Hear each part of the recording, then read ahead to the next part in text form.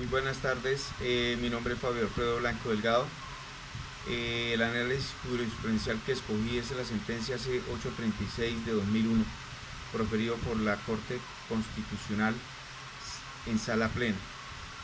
El magistrado ponente Rodrigo Escobar Gil y el actor, es Carlos Alberto Maya Restrepo.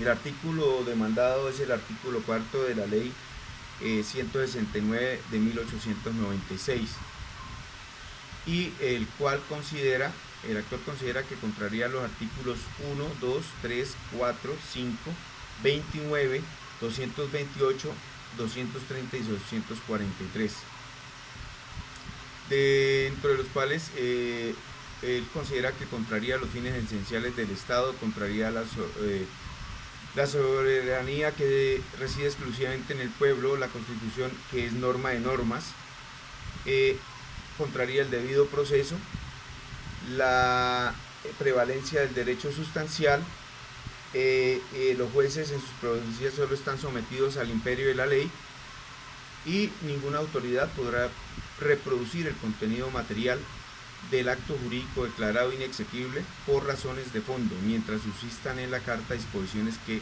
sirvieron para hacer la confrontación entre la norma ordinaria y la Constitución, o sea que la Constitución prevalece sobre cualquiera. Los hechos.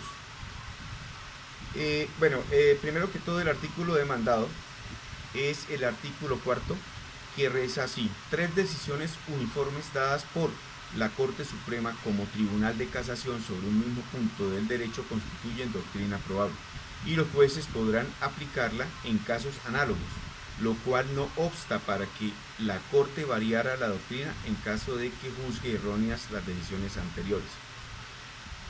En primer lugar, él considera que este artículo y esta norma pues es extemporánea, es arcaica, está fuera de contexto social actual y pues que no es la debida para la aplicación. Y todo esto con fundamento en la jurisprudencia de Corte Constitucional afirma que la uniformidad de la jurisprudencia ordinaria permite asegurar la efectividad de los derechos y la prevalencia del derecho sustancial. Resulta contrario a la Constitución que los jueces en sus decisiones puedan desconocerlos apartándose de la jurisprudencia. Es tan así que los jueces inferiores están constitucionalmente obligados para seguir las decisiones de la Corte Suprema de Justicia como juez de casación. Y el segundo motivo de la inconstitucionalidad de la norma se fundamentó en la posibilidad que tiene la Corte Suprema de Justicia para apartarse de su propia jurisprudencia, ¿sí?, al considerarla errónea. Y de manera general, pues dice que la vigencia de un orden justo en el cual prevalece el derecho sustancial implica un nuevo entendimiento del sometimiento que tienen los jueces al imperio de la ley. Para mostrar las repercusiones de dicha potestad, narra como la sala laboral de la Corte Suprema de Justicia, que es lo que a él lo respalda como prueba, la Corte Suprema de Justicia ha variado sustancialmente su jurisprudencia respecto a la indexación de salarios, prestaciones laborales, sin que para ello exista fundamento alguno, ¿sí?, y anexa unos listados. Ahora nos encontramos con el problema jurídico. El problema jurídico hace referencia, pues se divide en dos realmente. Que para mí hay dos problemas jurídicos pues en la sentencia, y para la Corte obviamente lo hubo, que fueron dos. El primero pues hace referencia a la facultad de los jueces inferiores de apartarse de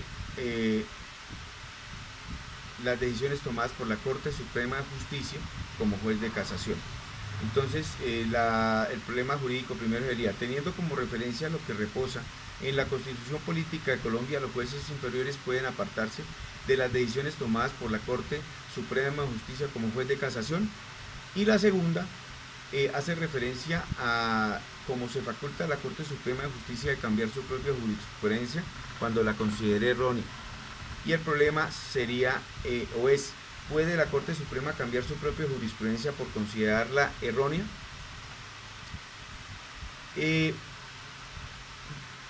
Estos son los dos problemas a solucionar. Ahora tenemos la orti verdicta, donde aparecen las intervenciones. Una intervención que me pareció súper importantísima es la del Procurador General de la Nación, que de cierta manera tiene mucho que ver, o pues es casi la misma disposición que da la Corte Suprema en su fallo, que dice, él solicitó que la Corte Constitucional declarara la constitucionalidad de la norma demandada, dándole una interpretación según la cual los jueces son autónomos en sus decisiones, lo que implica que si bien puede separarse de los criterios establecidos por los altos tribunales, deben justificar las razones por las cuales lo hacen, con el fin de racionalizar la administración de justicia y garantizar el principio de igualar frente a la aplicación de la ley. Entonces, esa es una intervención para mí muy importante, porque tiene que ver con la decisión que se termina tomando. Y otro punto que también interpretó la Corte fue el ámbito de aplicación y alcance actual de la disposición demandada.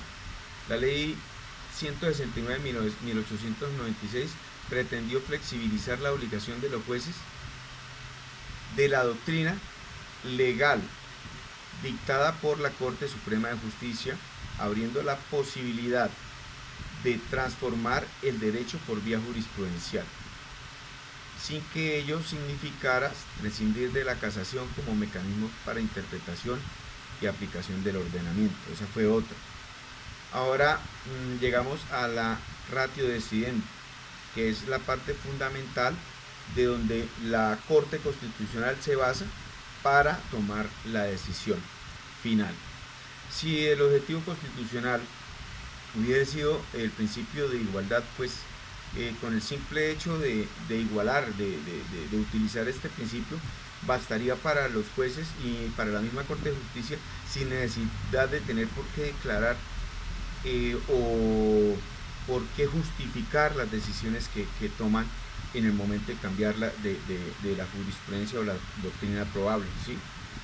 No debe permitirse que la justicia ordinaria, los jueces tomen decisiones de forma arbitraria, basados en autodeterminación, especialmente cuando se apartan del sentido establecido por la Corte Suprema de Justicia, quien es la encargada, pues, de establecer la interpretación que se le debe dar al ordenamiento de la respectiva jurisdicción.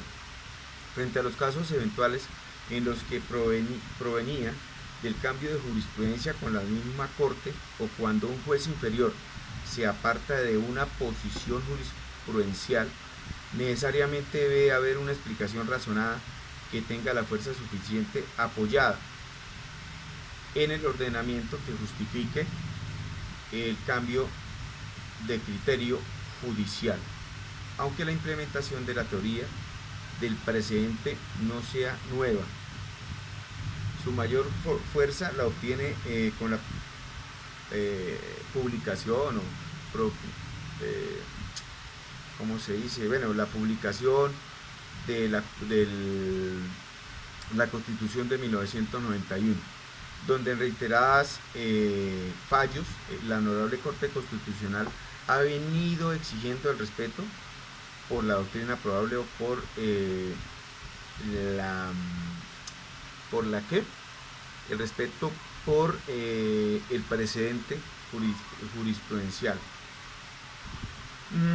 Los jueces de la jurisdicción ordinaria y de los mismos jueces de la Corte Suprema de Justicia, se me cayó el micrófono, pueden apartarse de los precedentes que ésta profiera cuando considere que dichos precedentes son erróneos, siempre y cuando expongan de manera racional y clara los fundamentos jurídicos por los cuales llegaron a tomar esa decisión. Esa es la ratio decidendi.